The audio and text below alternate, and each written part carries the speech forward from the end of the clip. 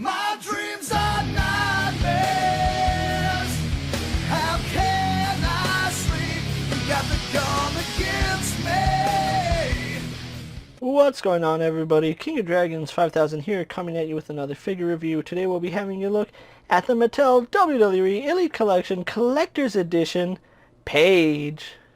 And so here we have Paige posing out of the packaging. Before we take a look at the figure, let's actually run through her accessories really fast. Unfortunately, Paige only gets her entrance jacket, which it's a really nice design. I do like it. It is made of a really soft rubber, so it is very pliable. It's just not really posable, so that's something that a lot of people might not like. Other than that, Paige doesn't come with anything else. She came out just one, and I am literally saying just one series too soon. If she had come out in Elite 72, she would have got interchangeable hands and double jointed knees, but unfortunately Paige came out at the end of that era, so she doesn't get any alternate hands or double jointed knees, unfortunately. So with that out of the way, guys, let's actually move on to her details. And so here we have a closer look at the Collector's Edition Paige, and you know what? I'm actually going to say this. This is by far Mattel's best Paige face ever. They really got accustomed to using that really old Paige face, which was good for 10 minutes, but then when they kept doing it, it wasn't good anymore. This is the best attempt they have ever done at Paige, and I am really, really happy that it came out this nice, and I really love the real effects face printing on this figure. I think it brings out the figure so much. And again, best Paige face they have ever released. I'm gonna say that here and now because it's 100% true. So yeah, that is a really good face for Paige. I really love how crimson her lips are, and they actually did a really good job on the makeup on her eyes. Sometimes it is a little bit light on figures. Really glad that it is prominent here on Paige. Really do like the really black hair.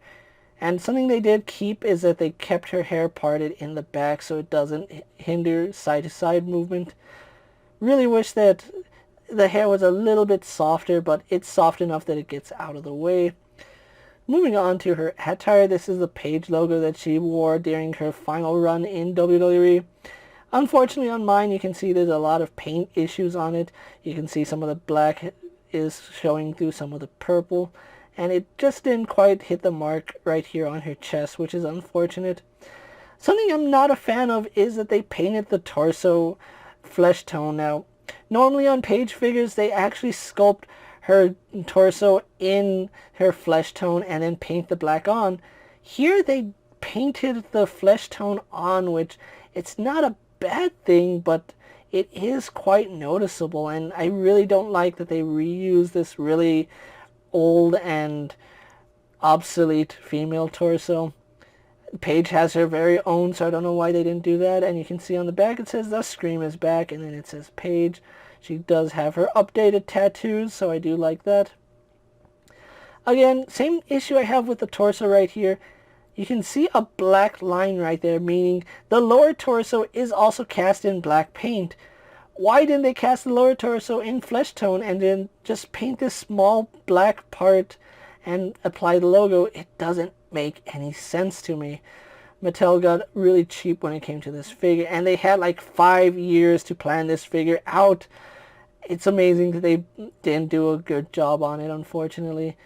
The face is by far perfect, but everything else about the figure could have been done much better. Arms are done really nicely, and you can see she does have her updated tattoos like I did mention, which do look really nice. Even on this side she has her tattoos, so I do like that. Going on to her ring trunks, this is pretty much standard for Paige. She wore the studded belt, which they didn't paint it on this one. I think she did wear black, but even then I would have liked to see some effort to paint something here, whether it would be like a gunmetal or just silver, just something to break up the black paint, because it is quite noticeable that it's just cast in black. Mattel, sometimes you guys do amazing jobs, sometimes you upset me to no end. Here on the thighs you can see that it's the same Paige thighs that we've gotten over and over again. I'm not complaining because that's pretty much how she wore her ring gear. Then we do have the fishnets, which surprisingly are done really, really well. You can see like right here there's a little bit of an issue, and then right here where they applied it around, but it's not that noticeable on the front. On the back, yeah, it is quite noticeable, but on the front where you're going to be seeing the figure, it's not that bad. I'll take that over messed up fish nets any day. She does have knee pads, and then we do have these standard Paige and Nikki Bella shins, along with the Paige boots. And something I do like about this particular version of Paige is that they actually did give her her gold trim at the bottom of her shoe. So that's one little detail that Mattel could have skipped out on, but they didn't. So I am still happy that we got the gold trim on the boots. It's a small little detail, but it goes a long way. Other than that, there's really not much to say about this Paige. It's like an amalgamation of a lot of Paige figures. We have the unique sculpt for Paige from the pelvis down, but then we get generic diva sculpt, and I think Paige could have benefited from a unique torso. And again, it's just so sad that she came out in Series 71. If she had came out in Series 72, she would have got double jointed knees and interchangeable hands. So unfortunate as it is, we have to live with it. So let's actually get a comparison between Paige and other figures you may have in your collection.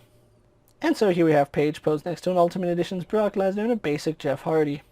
And finally here we do have Paige posed next to an Ultimate Edition's Becky Lynch and a basic Ruby Riott. So with the comparisons out of the way, let's actually move on to Paige's articulation. Now unfortunately she does sport the standard former Elite articulation for female figures, which is a ball joint at the head, which doesn't really work, doesn't look up, doesn't look down, no head tilt. She does turn left and right, no problem. Again, the hair does get out of the way. Could have been a softer material though, so there is that.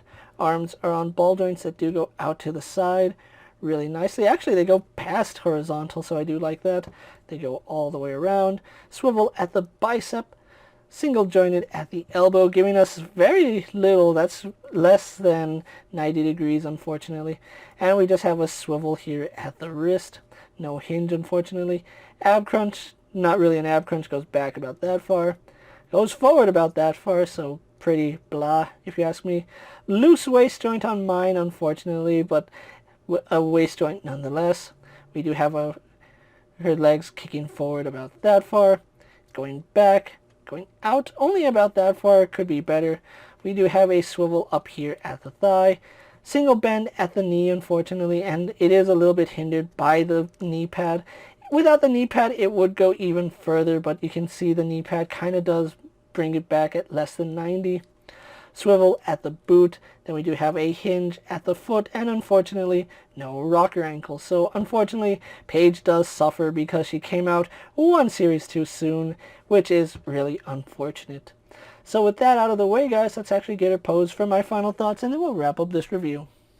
And so finally, here we have Paige posed for my final thoughts, and overall, this is a really good Paige release. Now, she is an amalgamation of older Diva parts along with Paige parts, and like I said throughout the entire video, it is a little bit of a shame that she came out in Series 71. If she had come out in Series 72, the same series that had Becky Lynch, we would have got double jointed knees and interchangeable hands for Paige, because I think the slapping hand and the grip hand are a little bit old style, and I really would like to see them revisit Paige at some point in the line.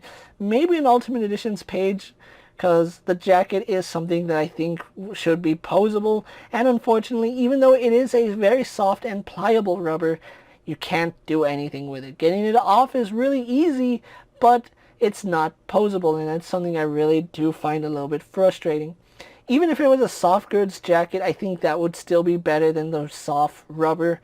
And overall, I still think this Paige is a must-have for any WWE collector. Unfortunately, Paige here was a Target exclusive for Elite 71. Target is very bad at stocking their exclusive figures, so I never even found this Paige at retail. Thankfully, I was able to find one on eBay for $30, and Paige for $30, I'll take it, seeing as how this figure has been going up to about $60. $30 for this figure more than likely is worth the price. This page was originally supposed to be a Walgreens exclusive for the Women's Division series, which was a pretty easy line to find. Unfortunately, Mattel did cancel that series, so we never got this page at Walgreens. So we ended up getting her at Target, which I think was a really bad idea. She's good enough for the main line, so I have no idea why Mattel put her in Target. If you're able to find this page for a really good bargain, I really do recommend you pick her up, especially if you're a fan of Paige. With that being said, guys, I'm KingofDragons 5000. Don't forget to like this video, leave a comment, subscribe to my channel. Go ahead and check out all my other action figure reviews as well as all my other WWE videos. Hopefully you find them informative. As always, if there's a figure you'd like to see me review, let me know down in the comments, and if it's in my collection, I'll definitely have a look at it. While you're at it, check out my Instagram account for new and exciting action figure photos. And as always, ring that bell to be notified every time I upload a video. Until next time, guys, I'll see you later. Take care, everyone.